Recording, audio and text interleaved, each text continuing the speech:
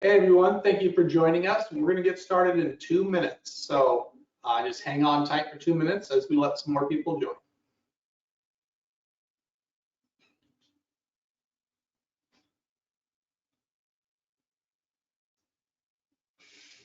You can't mute me from there, can you, Sean? Okay.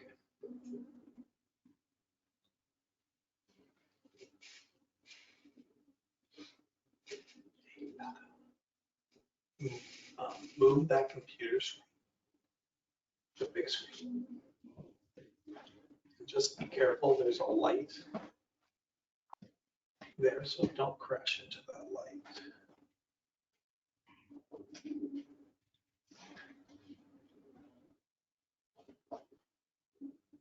Are you really expecting 1,001 participants? That's pretty cool. That would be awesome.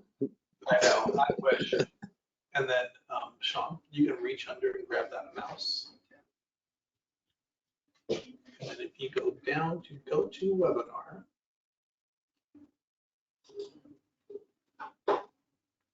you should be able to mute me when I'm not presenting. This. Thank you, bud. Move this.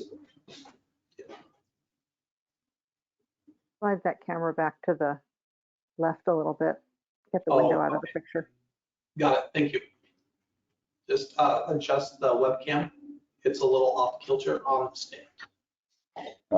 Thank you, Whitney. That's better.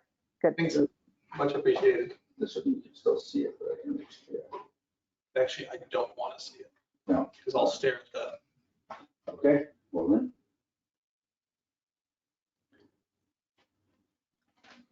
All righty.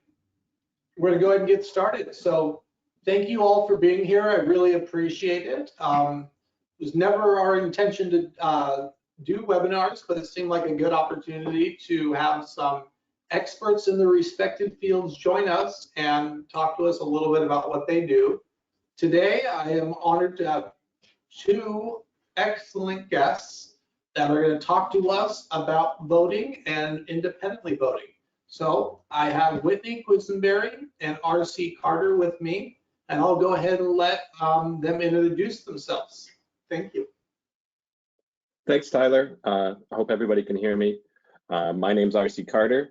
I am Director of Strategic Projects of the Defending Democracy program at Microsoft. And I got introduced to voting about 2 years ago when they created our program for the Defending Democracy program. And I got introduced to Tyler and folks through my core responsibility within that program, which is a product called Election Guard. So I'm going to talk briefly about Election Guard and about myself, and then pass it over to Whitney, who's going to talk about this effort in the wider context of our real subject today, which is voting and accessibility generally. So if you have questions, we have a few questions that we've placed in the chat for you to take a look at, to kind of sponsor some, to kind of catalyze some ideas and things to talk about. But if there are questions that you have or things that you'd like us to discuss, please pop it in the chat. Our intent here is to hear from you and how the challenges and ideas you have for voting.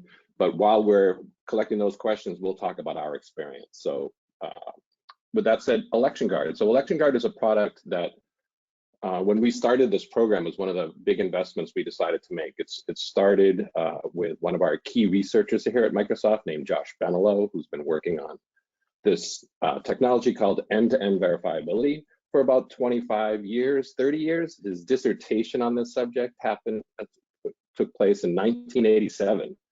So when we started this program, we wanted to actually invest in this. And when we talk about investing in Election Guard, what we're really trying to bring about is an improvement in the confidence of the outcome of an election, the trust and the integrity of the election. So it's actually a software development kit we're making available for free that we hope and are working with vendors to add to their systems. And what they would add to their system is effectively the ability to make their systems produce end-to-end verifiable elections. And so when we talk about what that means, there are kind of two key ways that the voting system thinkers, academics, administrators think about kind of ensuring verifiability of elections. One of them is using paper, and there's a robust set of paper-based technologies in terms of and we'll talk about for capturing the intent of the voter and creating a legal artifact that can be published.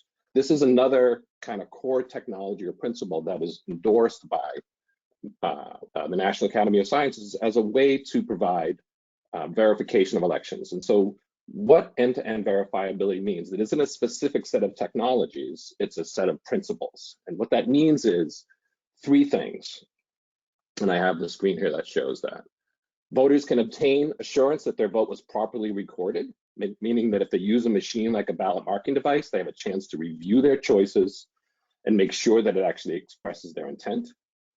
Number two is they can verify that their ballots have been included in tallies. And so we accomplished that with Election Guard with this notion of a tracking ID that allows when you submit your ballot, you get a tracking ID that you can verify when the election results are published that that tracking ID was included in the tally. And then the third thing to make end-to-end verifiability is that the public, that means anybody, interest groups, individuals, campaigns, the media, can verify that that tally is the correct result of the ballots that are collected. So what I think of it is, it's a way of creating a public artifact that people can interrogate, for me as an individual voter to make sure my vote was counted, but also for third-party verifiers to make sure that the election was captured correctly, the counts were correct. And so we're not necessarily making elections more directly secure, but we're making them more transparent and verifiable, and therefore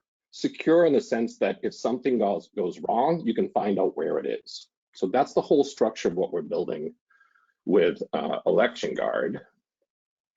And we had our first election with Election Guard in February, before all the craziness of COVID started happening. We snuck this election in under the wire, and we worked with a company called VotingWorks. They integrated Election Guard into their system, and we actually ran an election using the VotingWorks system with Election Guard in it. We counted all of 400 votes, 398. It was the most stressful count of my entire life, but we generated this artifact, we generated the encrypted ballots, we published the tally, and we were hugely excited about that.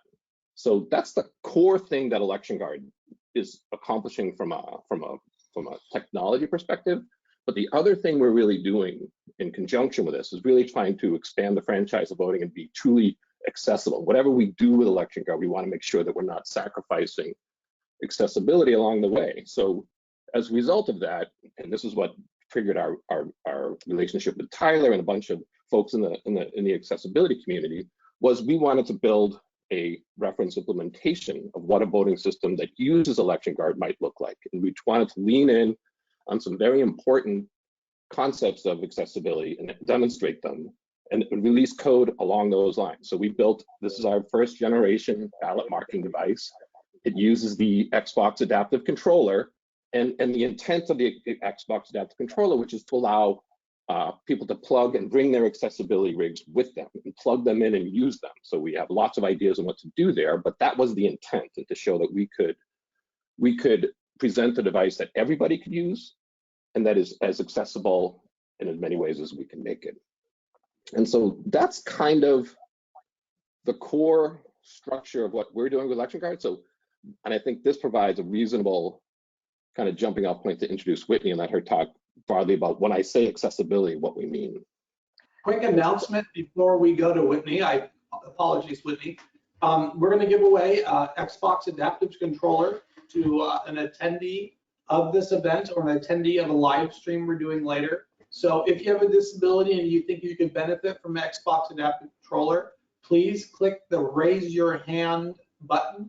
You will see it in your webinar feed. So thank you, and I apologize, Whitney, I'll let you take it away. Okay, well, thanks. I'm going to roll back about 20 years because that's when I got involved in elections, when we had this little election that happened in 2000. And, you know, I ended up on a federal advisory committee for voting system standards under the Help America Vote Act. I thought I was a UXer building mostly big, large-scale information products. And I thought, oh, I'll do my 9 months in this committee, we'll produce some nice guidelines, and I'll be done with elections. And here I am 20 years later, and still working on the voting system guidelines. But I'm actually pretty proud of that work because I think we've actually moved the needle. Before the 2000 election, there were some accessibility guidelines. They filled all of half a page in the voting system standards. And it was the first time we had the opportunity to actually expand it and to begin to think about usability and accessibility together. And one of our first principles was universal design. That is, rather than designing for specific disabilities, designing a voting system that could be used by as broad a range of people as possible. Now, I bet a lot of you have voted on voting systems that aren't that great or that have not been that easy to use, partly because voting systems stick around for a long time, right? Once they get bought, they get used for a number of years. But I think that we've been able to kind of move that needle and expand the range of what we're doing well. And so every cycle, we get to sort of push that envelope out further and further. I had the ability, the honor of being able to work with the state of Pennsylvania when they certified a bunch of new equipment last year and the year before. So we got to see all of the new voting systems that are coming out, and we got to do accessibility testing, which we did by bringing in actual voters with disabilities and running them through a ballot that was designed to make sure they tried everything it could do and looking at how well it worked. I mean, it was still going through the technical tests and all the usual testing, but we added this component of actual human testing to make sure that the guidelines actually worked in real life. And one of the things we learned was that the basic marking interface had gotten better, but now that the envelope's been pushed out, it's been pushed out to things like initiating the ballot and how you deal with that printed ballot. And we're beginning to look at what makes that printed ballot especially verifiable to people. Can you see it clearly from a distance? Can you use your personal screen reader, OCR AT to have it read back to you rather than relying on someone else's equipment to do it, and so on.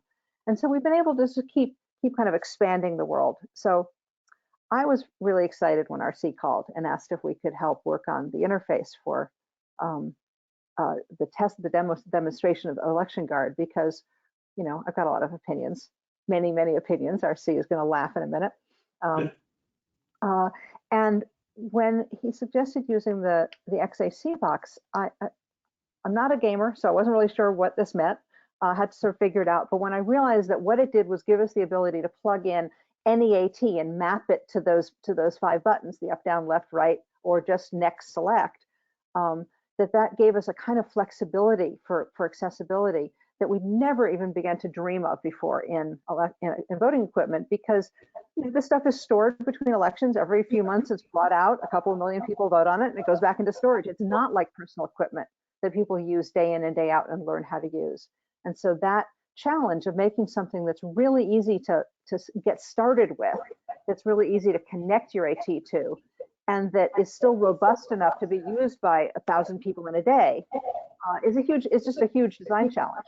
The other thing that I found really exciting is that in creating that software, RC mentioned that VotingWorks was the voting system that used to run that election in Wisconsin. It's actually an open source platform. So as we've been continued to do our research on voting, we're able to use that platform to create prototypes of new ideas, test them out with people. I'm going to give y'all in the chat some information about how to sign up if you're interested in signing up, because we'd love to have a list. One of the things the pandemic has done for us is force us into doing remote testing. Normally we would get on an airplane, we'd fly somewhere, we'd gather a group of people, we'd work with them in person. Well, that's not happening right now. And so we're learning how to do the same kind of testing remotely and adapting our tools to that, which is giving us this really great geographical reach and being able to work with people anywhere in the country. Quick question, Whitney. So, since we're doing all of this remotely, you may get to this later, but it just came to mind. Would this make things easier to ever vote remotely? Or you kind of know what I'm thinking about there? If we're testing remotely, could the actual voting happen remotely? You got it. There actually are remote ballot marking interfaces. They still have a printer. It's still about printing out a ballot, although that's what Election Guard is trying to address. But states like California that are mostly vote by mail, California actually requires any county that moves to all vote by mail to have a system that we call remote ballot marking interfaces, so that you can do exactly that. You can download the ballot, use the software print the ballot out and mail it back. This was pioneered in Oregon by a company named Five Cedars, made the called the alternative ballot there, and still exists. And the idea is that it means that you're voting with your own equipment. You're voting with AT you're used to. I mean, it's just a big set of list boxes, right? Basically, radio buttons or check boxes. And there's still a challenge. There's still this gap about printing out the ballot. But one of the advantages in all vote by mail election is that they've already sent you the envelope, so you have all the materials ready.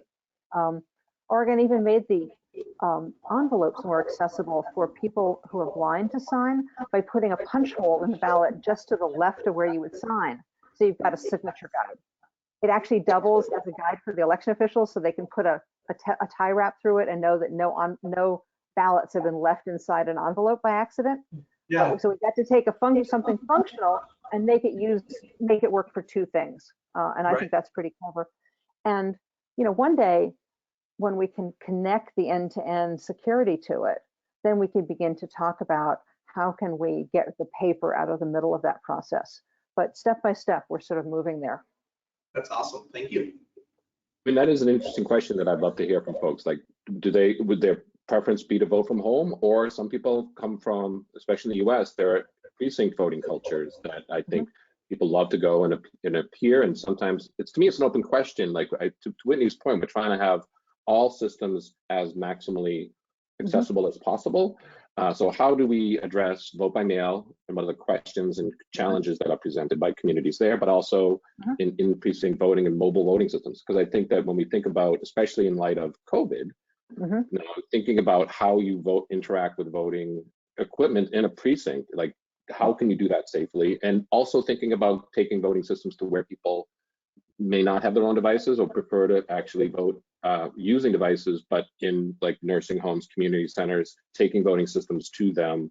Is that where people want to go? I mean, part of it is obviously we're Election Guard, we're Microsoft, we want this SDK to be everywhere and accessibility to be everywhere, but where you focus your research, I think, and rollouts is important given where we are right now. Well, I actually think that change, especially big change in accessibility, has always been driven by somewhat discontinuous things. Like usability itself, nobody cared about the usability of a computer interface until there were enough cycles to make it work. And no one really cared about the user experience until it was on our phones and everybody was using it for everything. So I think there's these moments when technological change kind of builds up and then there's a tipping point. And I think this year is going to be a huge tipping point in elections. COVID is forcing us into elections that are going to be run differently. They're forcing election officials into just a lot of, things that would take a year are being done in 4 months. So when you see people looking really wrung out at the end of the election, it's going to be the election officials because they'll have done an amazing job to make that election happen. But we've been thinking about things like, how do we recreate the experience of the public square when people are voting by mail, right? Might that, what does that look like? Does that mean drop boxes where people can gather? We know that in states that do have vote by mail, a lot of the people who vote using the ballot that was mailed to them drop it off at a polling place, right? So they use that time at home to prepare, to research what they want to vote for. But there's something about stepping up in public and saying, hi, I'm here, I'm voting. And it also means that you're getting your ballot right into the hands of the election officials. You're not sort of trusting that 3-day transit through the mail will make it there in time.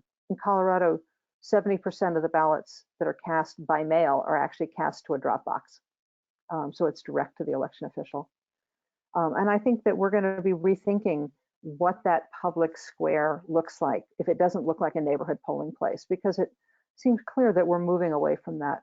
Places that offer vote by mail as a voluntary thing, there's a county in Arizona where there's still a lot of restrictions on vote by mail. They're up to 70% people voting by mail, 76% actually. So it's something that people like, and I think they like the ability to sit down and think it through. But they also like knowing that it got right to the election official. What's the equivalent of I'm casting my ballot? Now the tracker is kind of like that. I can cast my ballot and see that it got tracked, whether it's through Election Guard technology or that the election department posts when they've received my ballot so I can verify that. I think those kind of double checks change when we're voting remotely.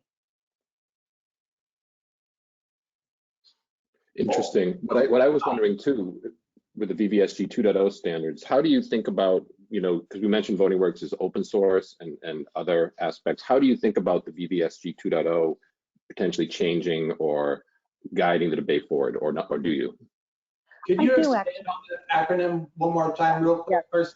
Yeah, VVSG it's the Voluntary Voting System Guidelines. It's called voluntary because a federal agency, the Election Assistance Commission, writes them, but they're not, the states have to adopt them. So they're voluntary for the states to adopt. Once adopted, they become law in that state to whatever degree the state has adopted them. The version 1 got written in 2005. Version 1.1 was written in 2007 and not adopted in 2015 because there weren't enough commissioners to vote for it, which is really crazy. And then we immediately started work on 2.0. And the first two versions were done in a pretty typical committee process, right? There was a committee, it represented different groups. There were 2 people from the Access Board, people from states, people from different expertise. And it was all kind of done in committee, and then it went up, and then there was public comment period. When we started 2.0, I forget who it was who actually suggested it, but we have a slightly different process, which is there are open working groups in cybersecurity, in human factors, in some of the technical areas, and anyone can join them. So that we're getting input from a really wide variety of people as we develop the guidelines, actually the requirements. Now we've finished the first draft of that. Now it's out in a 90-day public comment period. So anybody who wants to see what they look like can go to the Election Assistance Commission, eac.gov, follow the links to the voting system guidelines and see the public comment version. But the thing that started happening was the first thing we did on the Human Factors Committee was we went through this sort of gap analysis, and we looked at problem reports from previous elections, and we had people, we went through sort of all the requirements one by one and said, is this doing its job? Is this a requirement we need? Could we get rid of it? Is this a requirement that we have written, but it's not quite good enough, or it's too restrictive, it's not restrictive enough? And we started crafting new things. So as a really easy example, there's requirements for contrast, for visual contrast. And they required a high contrast, but they didn't require a low contrast. And they were also written in a way that was really hard to test. And they were leading people to say, well, we have to have high contrast, we'll have no color at all, which is, a misinterpretation of the intent. And why would low contrast and high contrast matter for someone with a disability? Can you give like an example? I suppose it'd be someone who's like colorblind, or? Sure. People with visual sensitivities are often quite sensitive to the color of the screen, or maybe can read white text on a black background better than black text on a white background. And while there are thousands of variations, there's some, we worked with people on the WAI, the Web Accessibility Initiative, in the low vision community to come up with some kind of standards of the most common color combinations. And we changed the requirement to say, you've got to have one that's very high contrast, one that's, a reverse video, and one that's a low contrast. And here's some ranges of colors you can use. And we began to see manufacturers, the people who design the systems, build those standards into their systems even before the requirement has been passed. And so I think that open process has really helped everybody talk about not just what the requirements are, but why they are, who they serve, how to make sure they're not serving one group but penalizing another group, and how to find those balances between too much requirement and not enough requirement. Got it. Thank you. It is still, by the way, a federal process. So it's got we've been at this for 1.5 years, maybe it's 2 years by now, and there's a 90-day comment period, and there's committees that have to weigh in. So it's still a pretty deliberative process. Deliberative, I was going to say. Nice way to put it. But on the security side, the security side is not as harmonious as the human factor side has been, because I think there's less agreement on both the goals and the solutions. But it has been a robust airing of the issues, and while that has been exhausting, I think that the issues have come out and the positions are really clear. And the question is, is it going to be a thing where one side is going to win and one side is going to lose? Or is there a way to thread the needle between those positions to say, how do we use technology in smart ways so that we get elections that are accessible, inclusive, user-centered, and secure. Yeah, that's fantastic.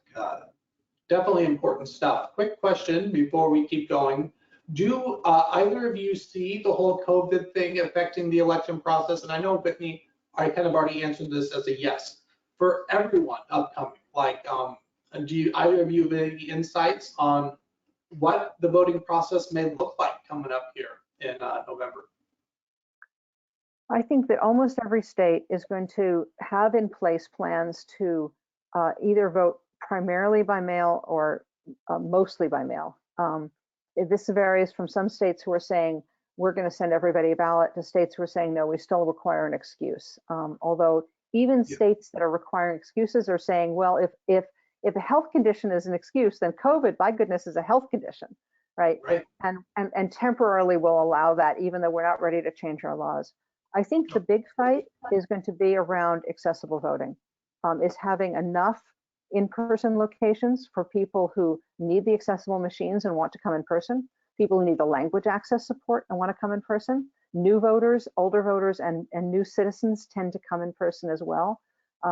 We also know that in inner cities, fewer people have good, easy access to mailboxes. I mean, I live on a essentially country road. I put a mailbox, put the ballot in the mailbox, I flip the red flag up and they come take it away.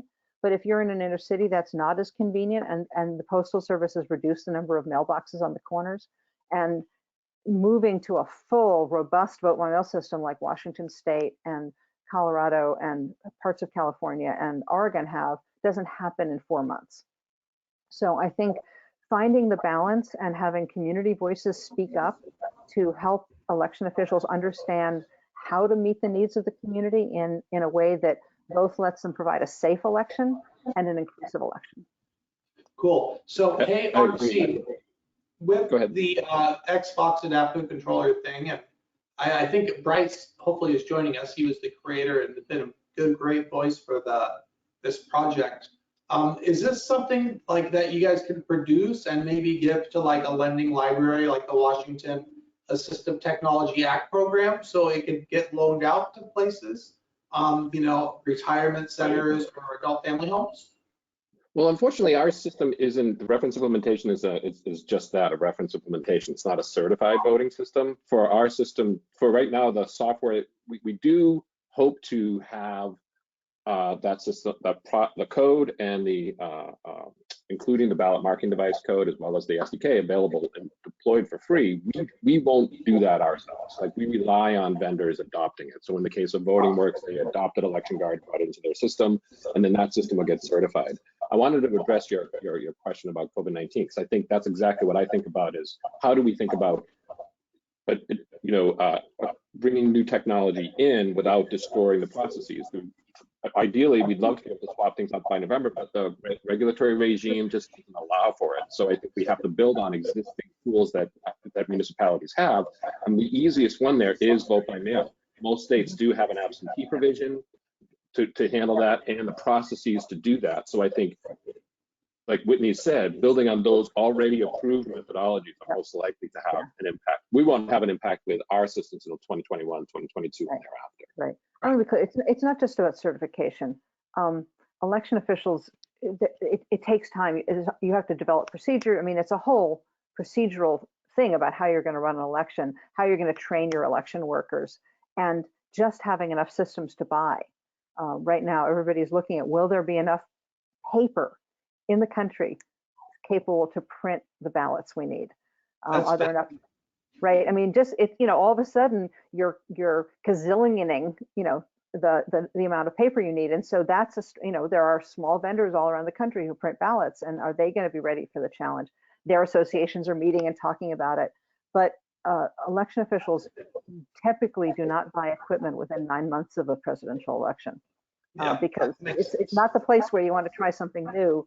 And so they're not very happy about trying something new this year.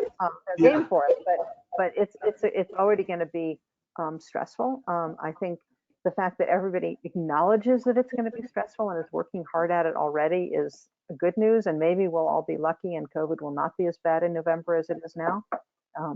But that's the challenge. is Cool. that It's very serious. something you plan for a year, they're having to make plans without knowing what the situation will be. Yeah.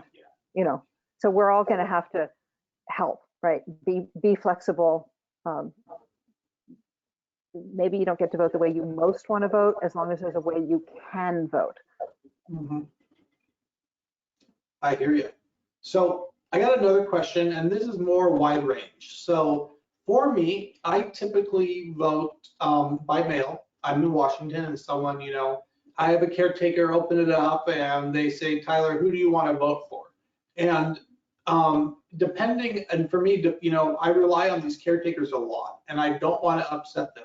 So let's say I have a caretaker who is very far on one end and another caretaker who's very far on the other end. I think I would be predisposed to vote for who I know my caretaker wants me to vote because, in the long run, I really need my care and I don't want to upset them. Do either of you have any advice for someone who may be in that situation going forward? Well, first, call up your local official election office and ask them if they have a remote ballot marking system, because then you could, in fact, go through and mark your ballot on the screen. When we worked on the principles for RBMs, as we call them, or RAVBMs, one of the people from the National Federation of the Blind said, well, one thing I want is I want the cover letter to come out on top of the ballot so that someone can pick that off the printer for me and fold it up without having to see my votes. Mm-hmm. So thinking about how do you translate the need for privacy, not just independence, but privacy and independence into a situation where someone is working with a caregiver. Yeah, and I think, RC, you've mentioned this to me before, that often people who have someone else involved in their voting process does heavily sway their vote. Is that right?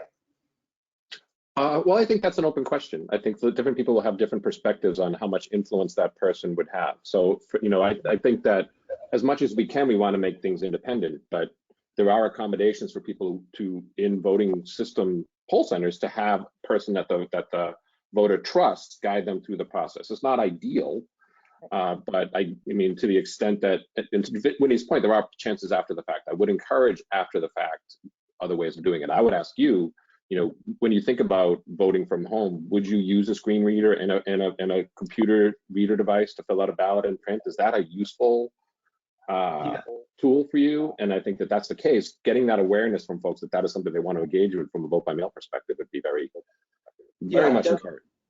Right. Yeah, I mean, one of the differences. Having the company on top is very, very important. Yeah, I mean, one of the differences between voting with assistance at the polling place and voting with assistance at home is that the polling place, you're working with strangers. There's two of them, so they're party balanced, and they're trained, right? So I think there are some issues, and I could see, some sort of neighbor, you could use a neighborhood group person. I mean, I think there's ways to think about it. It's not that it's impossible to think about it. It's not that we've ignored the problem. It's that we haven't had to face the problem very much yet.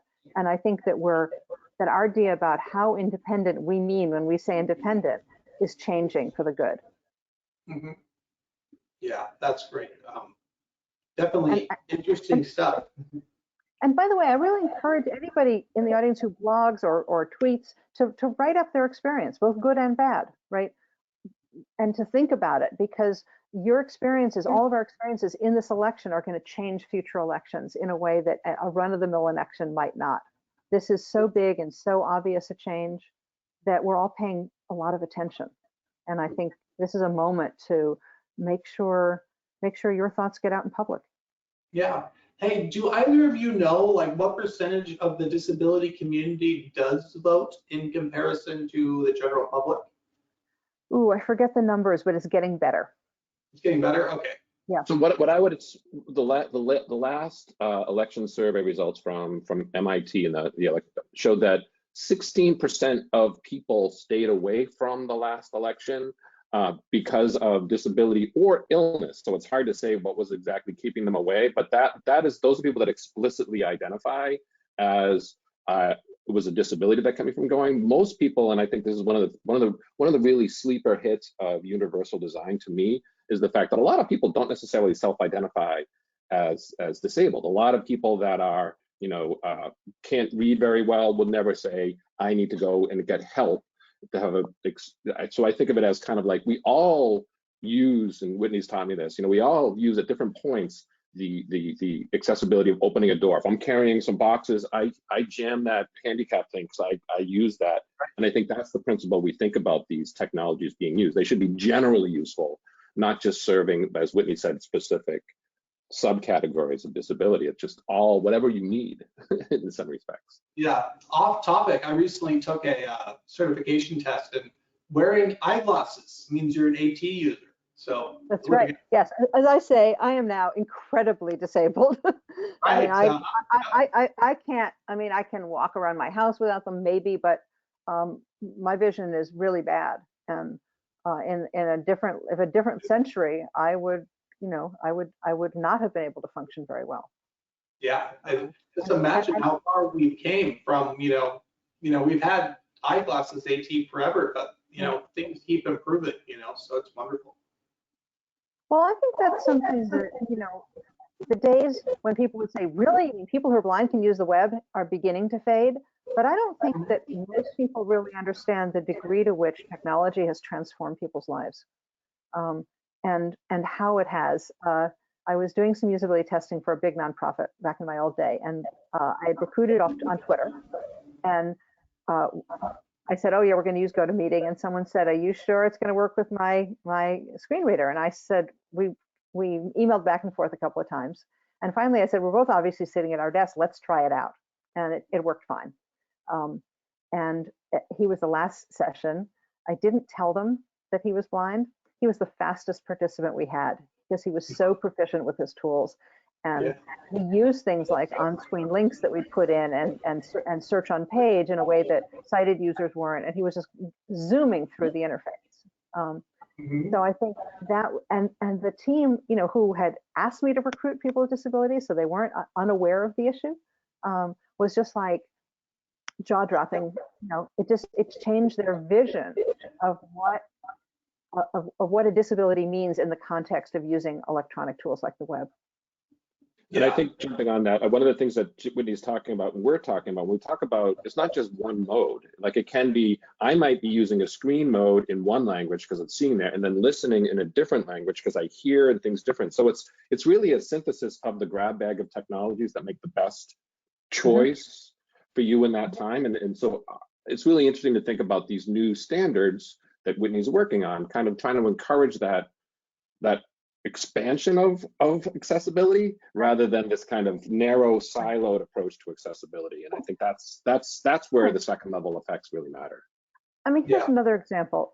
Cook County, as many counties do, uses an electronic interface as their accessible machine, but they also use it as their language access machine. And they realize that if you don't have to print a lot of ballots, you can support languages that maybe you're not federally required to, but there are big communities in your county.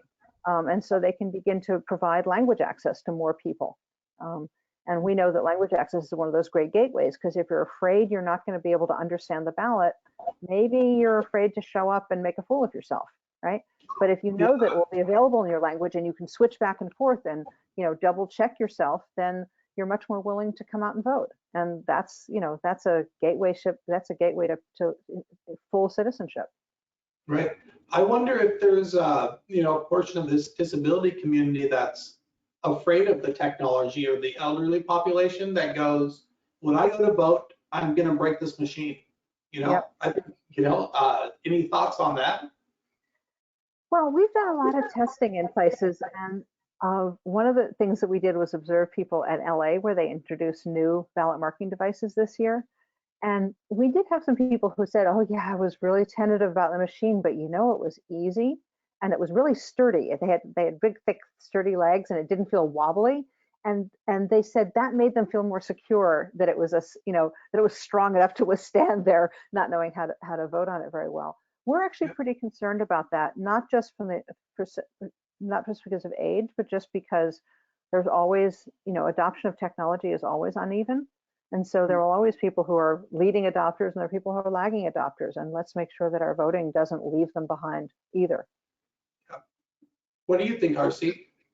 Well, I mean, I agree. I think that, well, in terms of accessibility generally or access, I think that fear in the voting booth is a real thing. As a typical adult, going with complex in California when I had to do it in the precinct voting with like lots of contests and lots of time. I feel proficient with the technology, but I was feeling like I'm rushed or stressed. And so anything that takes that moment of stress away. So we think about things like like what you mentioned, filling out your ballot at home, bringing in a QR code that summarizes your ballot, being able to get through the process really quickly when you get there. Those are things that matter. And I think that and I completely agree. Where I first got introduced to Whitney was on the usability of voting, like not just as a particular machine, but voting, the entire process, showing up at the polling place, getting through the voter registration line. And I come from an e-commerce background. I think of everything as a conversion funnel. You lose people every step of the way. And the goal here is to successfully submit your ballot. When you think about it from a holistic standpoint, you see so many ways that people can trip up, and so finding ways that get people go from zero to a voting machine, because you typically don't. Like, you don't work on a voting machine every day like your laptop or your phone. How do you make the hurdle of people being comfortable with that technology and having it be simple yet sophisticated enough so they feel powerful? One thing I will say, it's interesting, talking to a lot of election administrators, people talk about paper versus machines and willingness to go into machines. Almost every place that you see lines for waiting to people to use the machines. And I think they feel generally more confident with machines in terms of guiding them through the process. Like, you can often fill out provisional ballots or absentee ballots in those moments when there's huge lines, and people don't take advantage of that opportunity because they're comfortable with the machine. Like Whitney said, it's a form. You get through a bunch of forms, you say yes, no, and vote for candidates and get to the end. It's something we're very comfortable doing generally, but on a piece of paper, I think it's hard. A few years ago, I did a project I was in for a master's thesis, and I interviewed a bunch of young voters. And one of the things that really struck me about it was that how eloquent they were about the American democracy and having your voice heard. One of them was a young man who had just turned 18, so he'd registered to vote. His mom marched him down there and made sure he got registered, but he hadn't voted yet. And we talked for, I don't know, an hour and a half or so about civic engagement. I mean, things you do in your community, how you fit into your community, how you fit it into your university.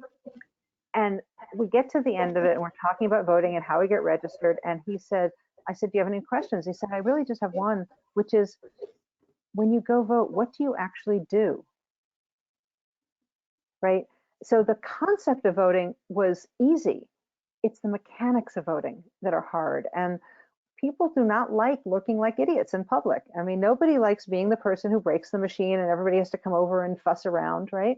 You want to be able to go in and vote as just like everybody else, and not feel like you're going to do it wrong, or you're going to disaccommodate somebody else.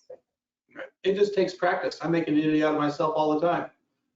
I eventually found I'm really good at it too. Yeah. You got to be comfortable doing that. Some people aren't. Like, I'm comfortable making pratfalling in public, and that's kind of how I roll, but other folks might not be. Yeah. And so thinking about, I mean, I think that's you can translate that into the new citizen experience. You can translate that into the disability voting experience. You can translate that into a class level experience.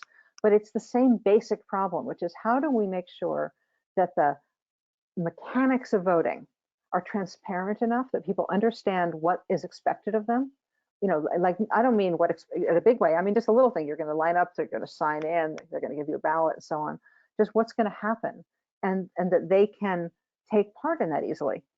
One of the other people I interviewed was a 50-year-old woman who had voted once before in her life. And I asked why.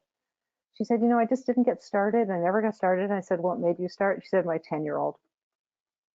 She just would not let me not vote. And I said, how does it feel? She said, well, we talked before and after the election. She said, well, I've done it twice now, and I feel like I'm getting the hang of it. Interesting. Right? That's great. Hey, with maybe RC or Whitney, can you guys see if we have any questions in the chat queue, or Sean, no questions? That's okay. I have lots of questions, so be prepared. So I guess, we just kind of touched on this, but information. What can we do as community members to let our peers in the disability community, or maybe, my friend Sean here, letting his friends know that we're working on making this a better process, an easier process. You're not going to break the machine type of process. What do you guys think about that? Just getting the information out there. I think peer information can't be beat. It's one thing to read the official statement about what it does, but it's part of why I was encouraging people to talk about their experiences, because I think, especially, I mean, not just the bad stuff, but also the good stuff, because communities recognize each other, and you recognize the authenticity of that. I think the other thing to think about is volunteering to be a poll worker. Maybe there are not going to be so many poll workers this election, but there are election offices run support lines. Wouldn't it be great to have someone who thought of themselves as an expert voter, but used specific kinds of AT on that support line, helping every voter, but also with that accessibility information? I mean, we know that's enough of a problem in general software that it's a requirement in 508, right? That there'd be good AT information. But how do all of us in our own communities make ourselves visible in elections in positive ways? I have a question for you, RC. Microsoft has a wonderful disability answer desk. Do you foresee there ever being a place where people can ask accessibility questions about voting in a space like that? Interesting. Tell me about how you interact with the Microsoft community around that. So let's say I have an issue with my Microsoft Surface tablet. There is a support line that just anyone can call, but there's also a specific disability answer desk that is a completely separate phone number. And not only can you you don't have to wait in line as long, because that can be an issue if you have a caretaker and they're off in an hour. Once they leave, your call's over. So I mean, they try to shorten the process. But also they do things like they have this program called Be My Eyes that will let them see your device to help you remotely, like TeamViewer or anything like that. It's something that's built into the disability answer desk that can help individuals with their device that's a little more specific to them. Sure. Did that make sense? Well, it's an interesting question. I mean, I think that, I think about Wisconsin, that's where we held our election. They have a hotline that people can call, and they treat it like a customer support line. They treat it the same way, like inbound calls, they triage them and they send them off and do those types of things. I think that is happening. I mean, Microsoft, unfortunately, there's so many different technologies out in the place. There's no definitive answer for what Microsoft could do, but I certainly think that the administrations themselves that manage that equipment, I would be surprised if they didn't have some kind of accessibility or just general triage line to call. I think accessibility support generally is super helpful and should be a special line. Typically, it should be able to get that resolved. Yeah, right. And I know actually, I did a podcast with Will Butler at Be My Eyes on his 13 Letters podcast. Cool. We talked about the same thing. I do think that peer experiences where you can say, where you're talking to people who are going to use the same voting system you're going to use. So it's not generic, it's very specific, helps. Like, a Surface is not the same as a different laptop. And it would be really awesome to see some of the hotlines that are focused on voter protection actually also focus on voter support. Because those hotlines exist, right? The structures exist for them. And what if one of the buttons, what if it was press 5 if you have an accessibility question? Right. And that could get built into 1866 Protect My Vote. Yeah. Well, I know you got to jump off. Whitney, thank you so much for your time. And do you have any parting thoughts for us? I know we're definitely looking, so if anyone catches this on the Facebook stream later, Whitney's definitely looking for participants. And you can definitely make a difference participating. So go vote. And if you're in a state that requires sign up for an absentee ballot and you want one, sign up early. Those are my two parting thoughts. Absolutely. Perfect. Good to know. I wouldn't have guessed. Thanks Whitney. a lot. Thank you, Whitney. All right, RC. Just you and me, buddy. All right, Ben. So I guess my next question is mainly just the idea, and you and I have talked about this before. So the easiest way for me to access AT when I'm at home is through my computer. But if I'm not at home, the easiest way for me to access AT is through my wheelchair, right? I puff on the straw nonstop every day to move. I know that when I use it, it's going to work. It takes away some of that fear of the technology not working. And I know you've given some really creative ideas to maybe use the wheelchair. I know it's just very, very early. Would you like to share about that? Sure. I think that that's a great suggestion. And it was one of the questions that I really wrestled with myself when I came and joined. We started building this interface, because when you look at disabilities, typically most of the focus goes on sight and other accommodations in the voting booth. Limited mobility is a big deal.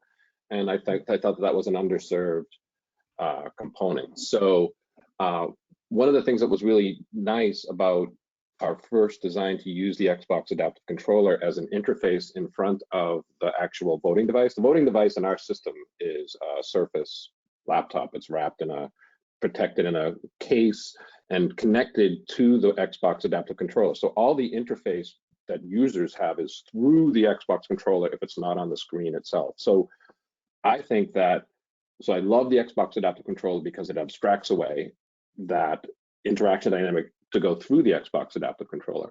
What's interesting, Whitney didn't mention this, but in the VVSG 2.0 standards that she's working on, there are explicit callouts for how to connect remote devices. Like, for example, there is a way to use Bluetooth for wheelchairs that you've talked about before.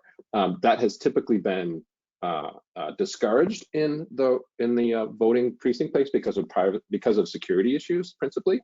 But the new standards have a way, and I swear it's due to the Xbox Adaptive Controller methodology. If you have a receiver that can be plugged into the Xbox Adaptive Controller, not the Surface itself, then there's a way to, and you can control the interaction device through that, then that's much more acceptable from a kind of security and a voting place. And that's explicitly called out in the 2.0 standards, I think, particularly to address that mobility concern, like being able to turn control over to a device more appropriate to the person at the voting booth is really where I see us trying to go. And there are more devices, like there's the Freedom Wing adapter that was released.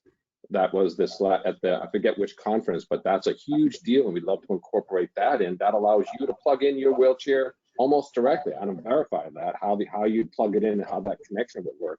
But that's absolutely informing our next generation ballot marking device design, because what that tells me, before we had a ballot marking device that was fixed and the Xbox panel was sealed in part of the unit, what that means we'll do for the next version is actually it'll be transportable on a cord, and then you can actually bring that over to your wheelchair and plug it in right there without having to worry about any kind of extension cords or making things happen there. So however that connection capability works, I really am excited about what the Xbox Adaptive Controller enables as a platform to plug in all these other different accessibility supports. I don't know if that answered your question.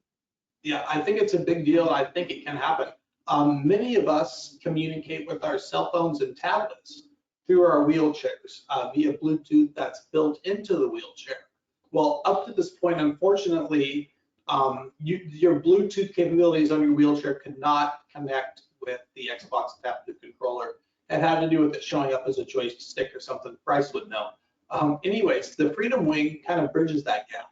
So right. I can use the existing built-in Bluetooth on my wheelchair. Almost all wheelchairs have it now. And then be able to go in and really truly vote independently. So, you know, that's an ideal for me. That to me would be a huge accomplishment. I mean, but when I feel like when you can go in and just plug in and control and go through independently, fill out their ballot and submit as if you were doing everything else, like that you do so well, like navigating around or going through your house, all the controls that you have now, they should be able to be used. So I completely am very excited about that. And I think that that's one of the reasons we're excited about when we 2.0 standards, we will be putting forth our excitement about this, the Xbox Adaptive Controller as that interface device in support of those things. I think this is, like Whitney says, there are opportunities here. This and out of terrible things, hopefully good things happen because they force people to kind of address the problem at hand. And I sincerely hope that that's what we learn from this going into 2021 as well, for that matter. Yeah, for sure. And so the Facebook audience that's going to be seeing this later, maybe if you in the comments section, you can throw out some ideas like, hey, I would like to interact with the Xbox adaptive controller when I vote by tapping a switch with my head, or I would like to move it around with a chin joystick, or if you're like me and RC and you really want to use your existing wheelchair drive controls, that's perfect. Just give us some ideas of what you might like. That's exactly right. That's exactly the reason that we had that second question on our list of questions. What one thing would you like to see added to voting? What would make it accessible to you, easy for you, convenient for you, fun for you, exciting for you, whatever the word is that is, whatever the thing is that is stopping you from voting, help us understand what it is so we can try to solve it. And that's both hardware and software, right? Absolutely. It's whatever. I want to know writ large how, because the way Whitney thinks about accessibility, it can be poll worker training is accessibility, right? Because if the poll worker doesn't know how to ask you questions to get you in front of the right device, that's a bad experience. So any aspect, hardware, software, voting place concerns, like one of the big things that HAVA did was make sure most voting places are handicap accessible. So you have wheelchair ramps and things like that, real blocking and tackling things. Like, what's your experience? What's stopping you from voting, or what would be something that would make you more excited about voting? That's something I want to know from a hugely diverse set of concerns too. Like whatever your accessibility need is, I think it's important to kind of capture that, because that's what's going to help us. If we know about it, we can try to solve it. If we don't know about it, we can't. Yeah, cool. And then if people have more questions for you, would you be comfortable sharing your Twitter handle? Sure. Twitter is fine. RC-Colabert is my Twitter handle. You could also email me at rocarter@microsoft.com. Cool. And I'll make sure all this information is available. So thank you again, RC. It's been a real pleasure getting to know you and Whitney over this last, I don't know, 6-7 months. It's been fun. And I know a couple of years. Man, every couple of years means I'm a couple of years older. I'm not willing to accept some period of time in the past. Yes, yeah, there you go. It was like last week. I'm still 28, my own.